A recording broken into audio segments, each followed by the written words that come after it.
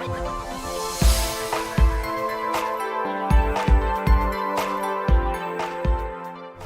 welcome to Sprue Models review time. This time we've got the ABF 1/35th scale. This is the Churchill Mark IV. This particular one is timing's pretty good because obviously we're getting to that time of the year where we sort of remember the D-Day landings. This is the mortar version, hence was nice stubby little cannon on the front. This particular one actually has a huge mortar which is known as a bunker buster to be able to destroy bunkers. I think it was 27 made it ashore on the D-Day, and obviously it made its way down towards Dieppe and things like that. But again, lovely. As you can see, box art on the front, and what you do get, because I've had a sneak peek in here before, is a very nice, as you can see, little print there as well, which obviously you can mount up and everything else, but lovely box art and everything else, so very nice. So let's have a quick look in the instructions first. So, okay, you've got a little bit of blump down the front, which is, to be honest, what I just read. And it basically talks about what actually happened. So it's saying 29 tanks were deployed, only 27 made it ashore, and obviously it was fitted with the mortar system. Instead of the 6-pound gun, it's got the 290mm mortar, which became known as the bunker buster platform for it. Okay, so looking through, you see you've got a box full of stuff, full of parts. So let's have a run through of actually get. This particular kit, the Churchill, there's different versions of it, and to be honest, we've got another review coming up in the later show for the Mark. Let's have a quick look what we got in here, which is just the infantry version with obviously the 6-pound gun on it. So there is different versions of it, so it's a common platform. So obviously you'll be opening up various holes, various locations all the way through. As you can see, we've got a very detailed suspension system to be able to put in and all those areas.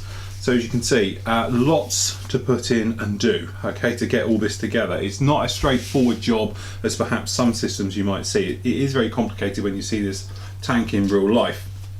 So you're working on these outer skirts and suspension system going in for the main track. Got some nice photos here for references of it all going through there. So obviously different types, you've got type A and type B for this one. You've even got riveting and bolts to be put in just down here, as you can see, and then working your way around absolutely everything. Carrying on, you can see the complexity of this actually kit of putting this in, the way we're up to part 11 and we're still talking about this track, even parts 13 and 14 before we start to bring it together. So it's a plate down the bottom, front and rear, and then obviously you're going to be going in there, working your way through. And in the top, the one thing you do notice about ABF kits is they're not your standard academy, shall we say, kit to put together. Very in-depth, very detailed, okay? So, carrying on, as you can imagine, working through the lower hull section here, putting in the exhaust pipe systems, putting all the extra armour, the link tracks, trust me, there's lots of them, 72 links tracks, we'll talk about those in a moment, individual links as well, so they are sort of semi-working. Plating going in over the top, okay, then we've got the exhaust, these stowage boxes on each side. And then carrying on, so we're up to parts 25, 26 before you even get to part 27 of actually making the main gun. So we said upper turret, we're putting in the mortar system going through, which is the complete system as well. It's not just like the outer barrel, okay, and then right the way through. Okay, and as you can imagine, still yet more parts, couple of reference shots as well to show you what you're looking at. Okay, and then carrying on all the way through, putting in the cables, the stowage, and then your different colour call-outs for different things. So you've got the 5th Assault Regiment, 1st Brigade in 1945. You've got the Assault Normandy Beat, 1944 one. Okay, and then what have we got? It's the same unit, Sword Beach, June 6th version there. And then even you've got one for down in Italy as well in 1945, okay? All the way through, as you can see, very nicely done. Call outs for all the parts there on the back. So in the box we've actually got, let's have a quick skimmy down in these.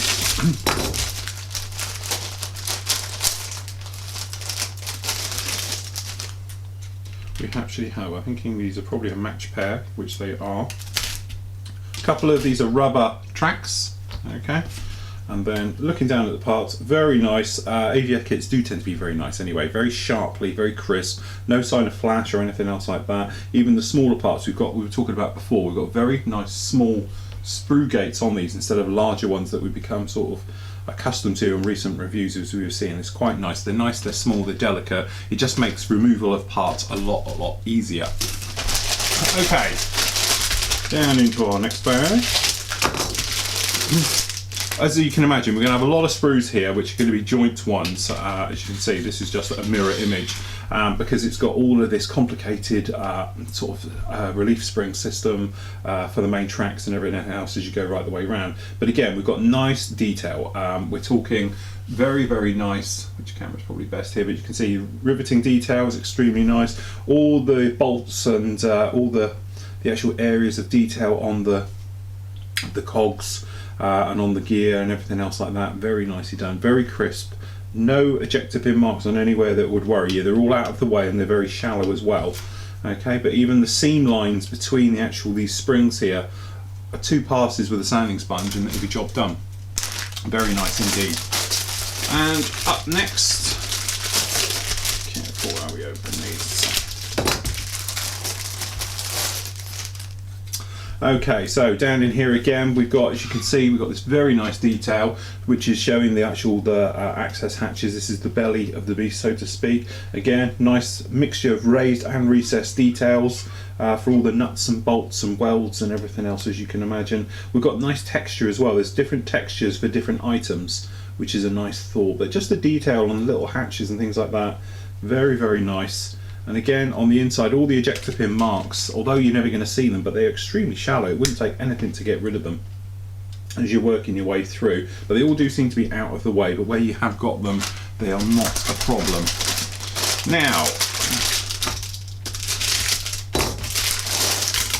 okay, a little sprue of clear parts. As you can imagine, it's just the periscope system for the hatches and things like that. Nothing really to talk about on those. Very nice, very clear, very crisp. You've got detail on those, so you've got some nice riveting detail and things. Down on here we've got more of this gear system and everything else. Usual thing again, very nice. It's very sharp, it's very crisp. It's not softly moulded in any way or anything else like that. This is the mortar set, which is obviously this will be one of the sprues, which is differences between different kits. So again, nice detail running right the way over it. Even the mortar unit itself, although half of it's going to be inside the turret, it's nicely done. We've got some cast markings just down on here and things like that as we're working our way through. Again, can't see any problems with these at all. It's actually very, very delicately done. I do like the sprue gates, the way they're actually on.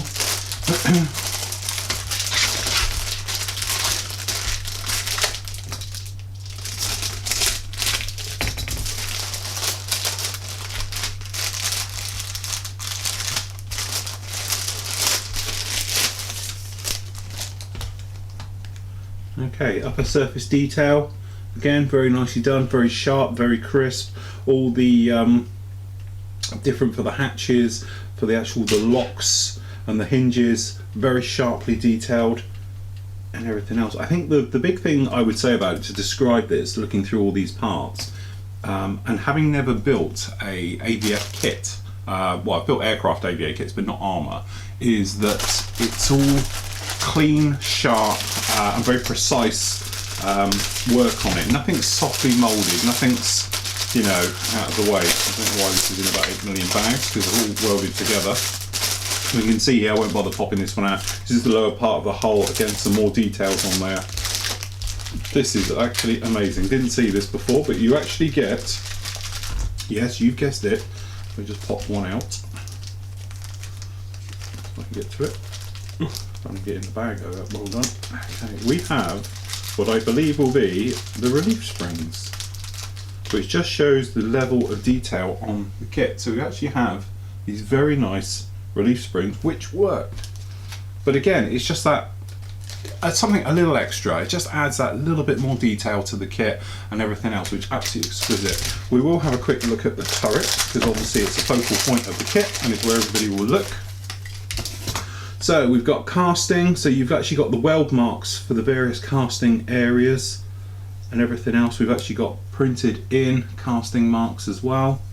Okay, and everything in, just the top. It's got that nice one-piece cast feel to it and texture to it and everything else, which means it's absolutely fantastic for dry brushing, for washes, for pigments, things like that as you make your way through. Absolutely exquisite. And as I say, it's a one-piece cast, and the release point I presume was up here with this little one bit is, but the rest of it is all very, very nicely done. Beautiful work. Pop him back in there, keep him safe. Okay, last one in here. We won't hoof these out again. Small little parts. I think this is a duplicate of what we saw before, actually. Okay, and then you can, which is nice to have the option, because if you don't want to be a martyr and make up links on tracks, which takes forever, you know, it's one of those things. You need to have some good tunes on or a good film on that you've seen before, so you don't have to watch it, and then you sit down for an evening and make tracks. Okay, if you're not into that, you can do this, which is the old-fashioned rubber way of doing it, which, as we know, the trouble with this is getting the sag correct and everything else. You can do it, but obviously you need to glue every single wheel and things like that to make it to go right. The thing is, with this one, you have to remember that all of the track is hidden for the top, so it's not like you'll see it sag too much. You've got little holes, but apart from that, this is the bit that matters, and it's all flat. So if you wanted to, and you're not a martyr, you could do it this way and get away with it very, very nicely, as opposed to something like a Sherman, because what happens is sometimes it raises up, which is a little bit unnatural, and just the way it falls. Or you can do this, and I'm not going to get it all out because it's exactly the same, but as you can see here, we have every single track as a separate. So you actually get in here 5 sprues of tracks, okay, to put together, which, there you go, that's a boring evening. A little bit of photo etch, a little bit of wiring, well, wiring string to make your cable. Got another spring just down in here, okay, as well, nice little touch. Okay, and we've got your decals on the back, which we won't pull out, but you say we've got Cheetah, which is from the D-Day landings. Very nicely done. So yeah, it's another winner. I don't think you can actually go wrong. I've never seen a bad kit. As I say, I've never built one of theirs before, so somewhat this is not a best review for me to sort of, you know, pull it apart and everything else. But certainly from the guys I know, obviously our armour guys on the site and everything else will tell you that AVF kit's absolutely fantastic. Very nicely detailed, a very crisp moulding and everything else like that. So it should make up to be an absolutely fantastic kit. So there you go. If you're in the market for a Churchill in 1/35 scale, this is a kit for you.